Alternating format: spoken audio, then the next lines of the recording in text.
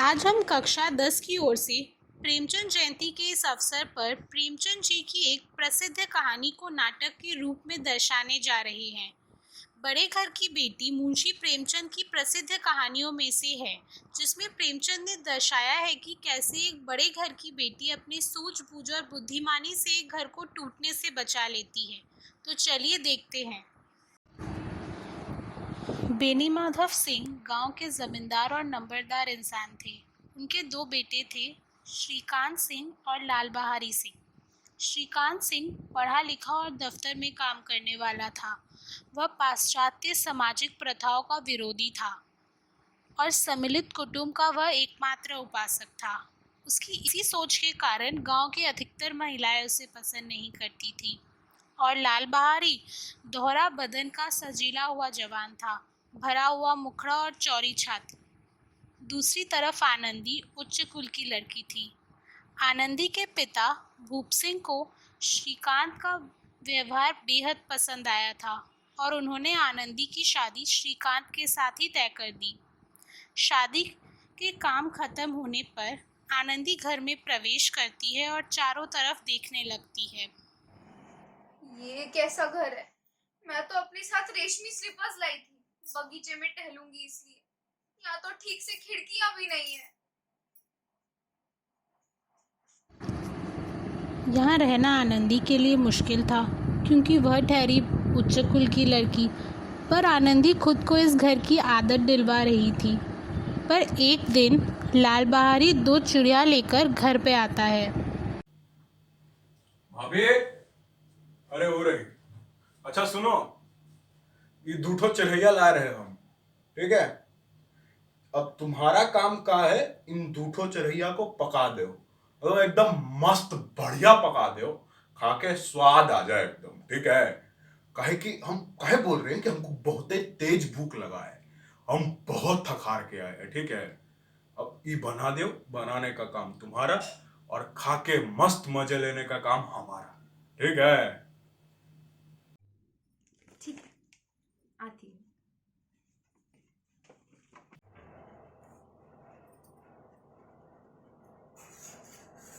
अरे, बस इतना सा ही है, पूरा डाल देती हूँ।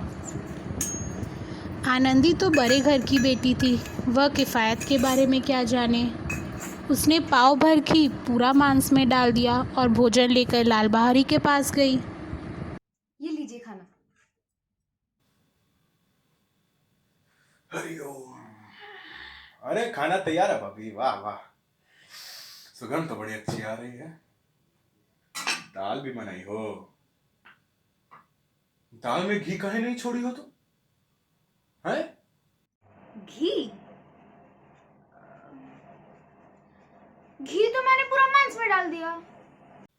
अरे परसों ही तो लाए थे, इतनी जल्दी कैसे खत्म होएगा? आज तो कुछ पाव ही घी था, इसलिए मैंने पूरा डाल दिया। मेम साहिब, तुमको बचत वचत के बारे में कछु पता है कि नहीं? ऐसे बोल रहे हो जैसे तुम्हारे मायके में घी की नदियां बहती रहती हैं। हाथी मरा तो भी 9 लाख का। मेरे मायके में तो इतना घी नाई ही खा जाते हैं और किसी को पता भी नहीं चलता। लाल बहारी को इतना गुस्सा आया कि उसने चप्पल खोलकर आनंदी की ओर फेंका। आनंदी ने हाथ सामने रखा तो खैर उसका चेहरा तो बच गया, पर हाथ में काफ़ी चोट आई। वह गुस्से से अपने कमरे में चली गई और 2 दिन तक ना उसने कुछ खाया ना पिया, बस अपने पति के आने का इंतज़ार करती रही। शाम को श्रीकांत घर आया और वह घर में सबके साथ खाने बैठ गया। भैया जी, भाभी जी को कह दीजिएगा कि वो अपना मुंह संभाल कर बात करे, नहीं तो एक दिन अनर्थ हो जाएगा, बहुत है अनर्थ। हाँ वही तो, बहू बेटियों का ये व्यवहार अच्छा नहीं तो मर्दों के मुंह लगे। आखिर बात का हुई? अरे हम कुछ नहीं किए, आप है आके हमसे जबान लड़ाना शुरू हो गई। अरे मायके के सामने हमको कछु समझती है क्या? श्रीकांत ने सबकी बात चुपचाप सुन ली और खाना खत्म करके अपने कमरे में आनंदी के पास आया। बहुते प्रसन्न है, लेकिन ये तुमने कहाँ घर पे उपद्रव मचा के रखा है? हाँ,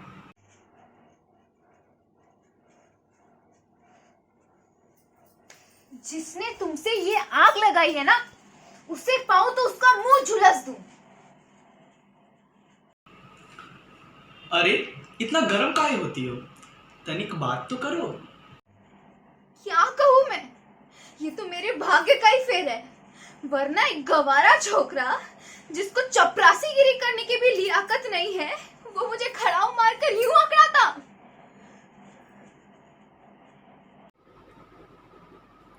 सब बात साफ साफ कहा, हमको थोड़ी कुछ पता है। परसों तुम्हारे लाडले भाई ने मुझसे मांस पकाने का, तो मैंने पकाया। बस पाव भर का घी था, तो मैंने पूरा घी मांस में ही डाल दिया। फिर मैं खाना लेके गई उसके पास, और वो बोलने लगा कि दाल में घी क्यों नहीं है। तो मैंने बोला कि बस पाव भर का ही घी था, तो मैंने पूरा मांस में डाल दिया। इतनी सी बात पर वो मेरे मायके को बुरा भला कहने लगा।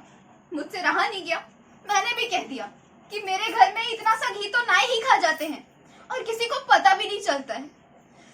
इतनी सी बात पर उस अन्यायी ने मुझ पर खड़ाऊ फेंक के मारा।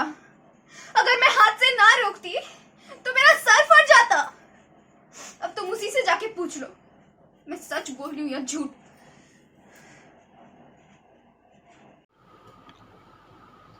यहाँ तक हो गया उस छोकरे का ई साहस। श्रीकांत को पूरी बात सुनकर बहुत गुस्सा आया और वह दूसरे दिन प्रातःकाल अपने पिता के कमरे में गया। बाबूजी, अब इस घर में हमरा निभाना होगा। क्यों भाई? बेटा, तुम बुद्धिमान होकर ऐसी बात करोगे हैं? स्त्रियां इसी तरह घर का नाश कर देती हैं। उनको ज्यादा सर पर बिठाने की जरूरत नहीं है, समझे? ना तो हमको भी पता है कि आपके आशीर्वाद से हम इतने भी बड़े मूर्ख नहीं, और हमारे ही समझाने बुझाने पर इस गांव के कई घर संभले हैं। किंतु उस स्त्री जिसकी मर्यादा का मैं ईश्वर के दरबार में उत्तरदाता हूं, उसके खिलाफ में पशुवत व्यवहार कदापि सहन नहीं कर सकता। और ये मेरी मानिए, मैं स्वयं लाल को दंडित नहीं करना चाहता। वह तुम्हारा ही भाई है, उसे डांटो, फटकारो, जो करो, पर घर छोड़कर मत जाओ। लाल बिहारी को अब हम अपना भाई नहीं समझते। एक स्त्री के पीछे तुम पगला गए हो? जी नहीं, उसकी क्रूरता और अविवेक के कारण। उनके घर में एक स्त्री के कारण बाप बेटे में लड़ाई हो रही थी। ये पूरे गांव के लिए रोमांचक बात थी। कोई ना कोई इंसान किसी न किसी काम के बहाने उनके घर में आ जा रहा था।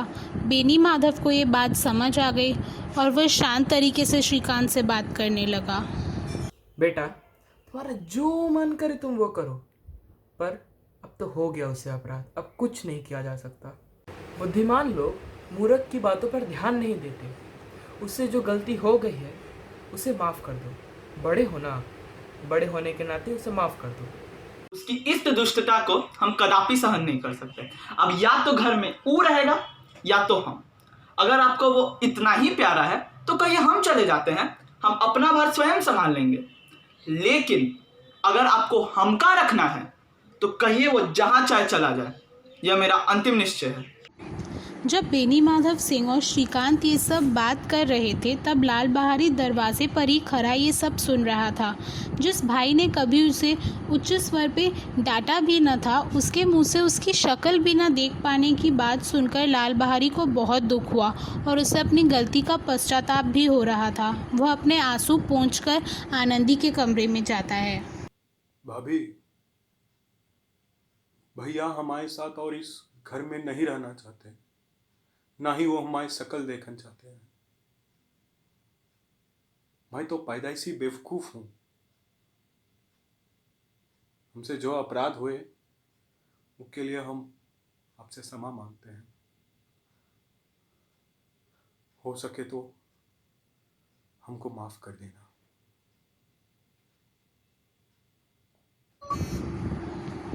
आनंदी ने ही उसकी शिकायत की थी, पर उसको पता न था कि ये बात इतनी आगे बढ़ जाएगी।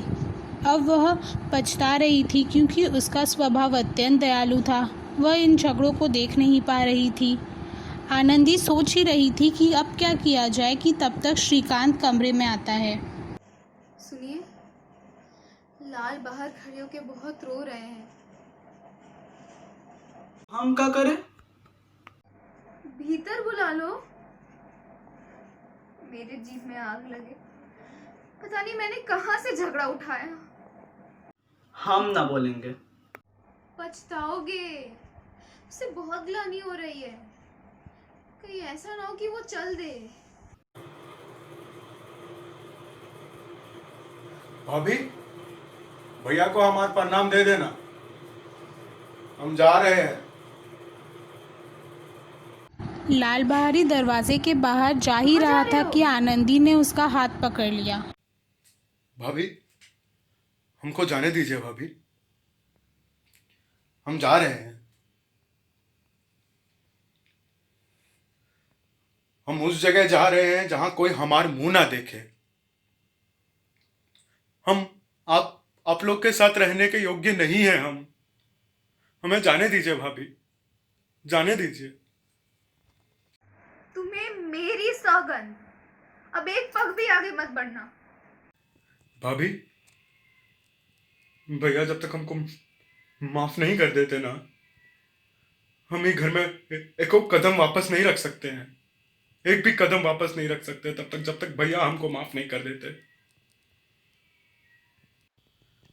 रुक जाओ। भैया, आप हमको जो दंड देना चाहते हैं दे दीजिए, परंतु ऐसा कभी मत फिर से कहिएगा कि आपको हमारा मुंह नहीं देखना है।